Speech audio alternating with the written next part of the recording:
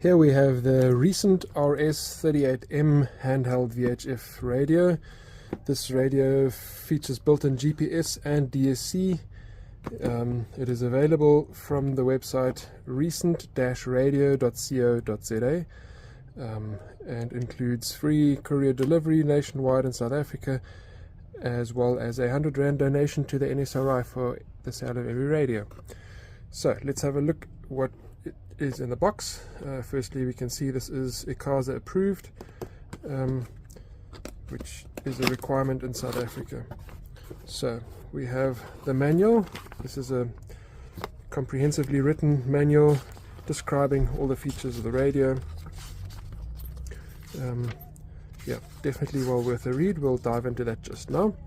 Then we have the radio itself in a little bag. So let's pull that out. Here's the radio. We'll place it over here.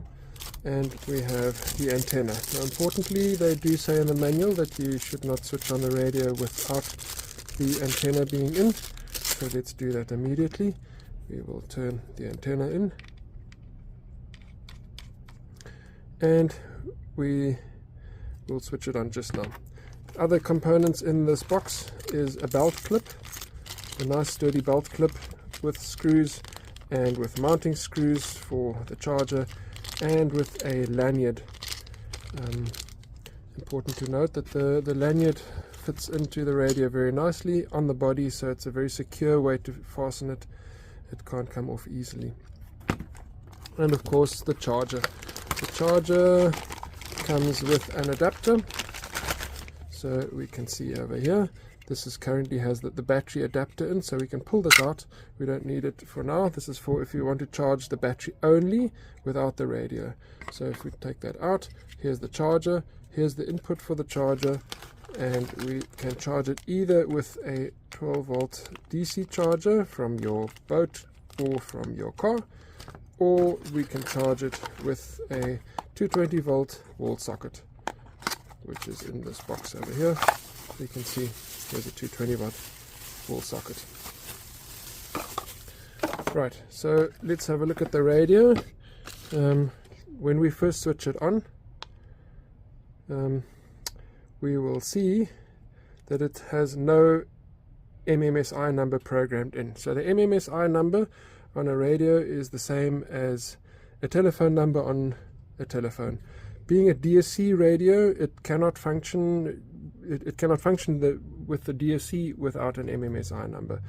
So you have to first obtain that from SAMHSA, and we'll go into that how to obtain this. However, if you do not yet have an MMSI number, you can just clear, and then now there's a warning to say there's no MMSI, so the DSC functionality will not work on this radio. However, it can be used as a normal voice-only radio, so it can still do Mayday calls, and it can receive all channels. So let's just have a look. The radio itself, very sturdy radio. We can just switch off again, have a little look at the battery over here. You can see it's very nice snug fit with an O-ring. Here you see the ICASA approved sticker again on the device, so you can put it back inside. Always make sure that it's nicely secure in and that the lock is down. The radio itself features, of course, the push to talk button, which is always easy to access. You can just push it and the radio will start transmitting. Let's switch it on again in the meantime. We have the headphone jack over here. So this is where an external set of headphones can be plugged in, or the programming cable would plug in. Importantly, we have the DSC distress button. So this is a one-touch DSC distress button. Long pressing this button sends out an immediate DSC distress alert to all surrounding vessels and shore stations. So this is the really important feature about this radio. Otherwise, very solid radio. The belt clip is very sturdy. Yeah, serves the purpose well. You will see initially it now says no position, no time. we will have to wait for it to pick up a DSC signal. For this, we first have to go into the menu. So if we go into menu, we'll see configuration. Yeah. So firstly, let's go through to the radio settings. We have GPS power. The GPS power is currently off, so we want that on so that it can receive a GPS signal. You will see that the radio switch is off when you switch on the GPS power, so we need to power it up again. Now we clear this again because we do not have an MMSI number, and we now see this little symbol over here with the flashing satellite. It's now searching for a satellite, and there we go, it has already found a satellite signal for us. So now it gives our degrees of latitude and longitude and the date and time. Let's go back into the menu again. So we have the radio settings. Let's just walk through the settings. If we enter here, GPS power is now on. Scan type is normal. You can have its normal or priority. It just depends how it scans the channels.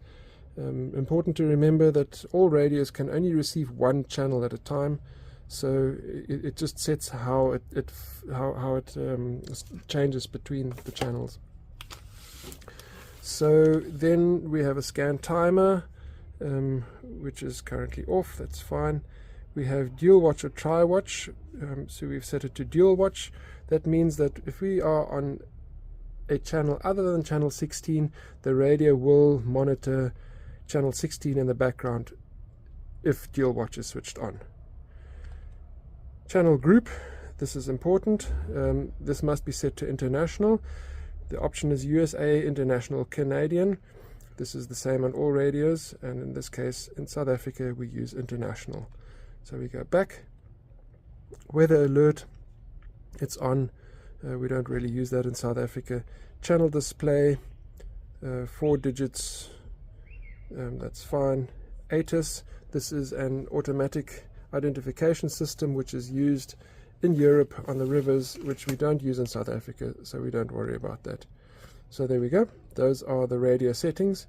Radio configuration, we can set the backlight level. It's currently set to 5. We're happy with that. Display contrast also set to 5. This just helps to be able to read the display better. Key beep, this is currently set off. Yeah, some people find it useful, others find it irritating if it just beeps every time you push a key.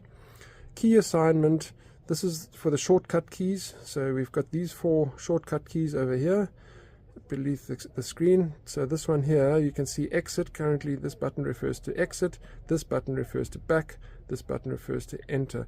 So if we go out of this menu, and these are the shortcut keys at the moment. So this one is now scan, dual watch, high or low power, the weather channel, and we can scroll right or left.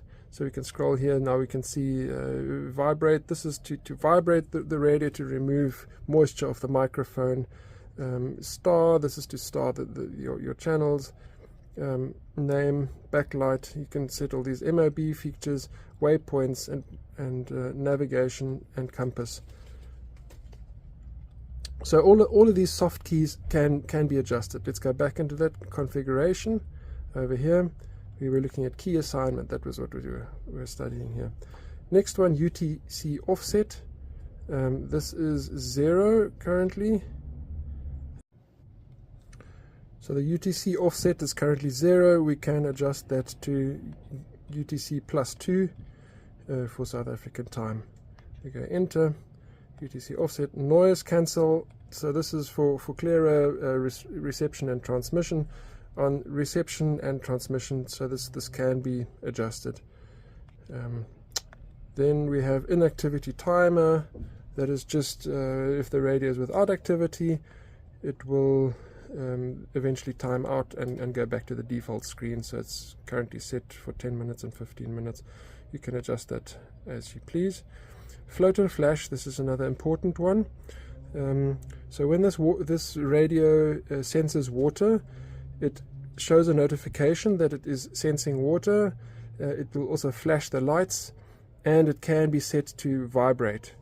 Now, for the purpose of paddling in a surf ski, this is not very convenient because you will always have a lot of water around you. So we strongly recommend that you put it into a waterproof pouch and just disable this function. So this function, if we go OK, it's currently on, and we're setting it to off. And we say enter and back. So yeah, if it were on, we can say how long it stays on. There's a whole lot of features and alarms. Monitor. This can be set to monitor push or to hold. The unit is the nautical mile, that's fine. And those are all of the settings here. That's the configuration. MMSI/GPS info. So if we go here, MMSI, it's saying no, DSC MMSI, and the latitude and longitude, UTC, or the universal time code, this is currently showing as per the satellite. We go back.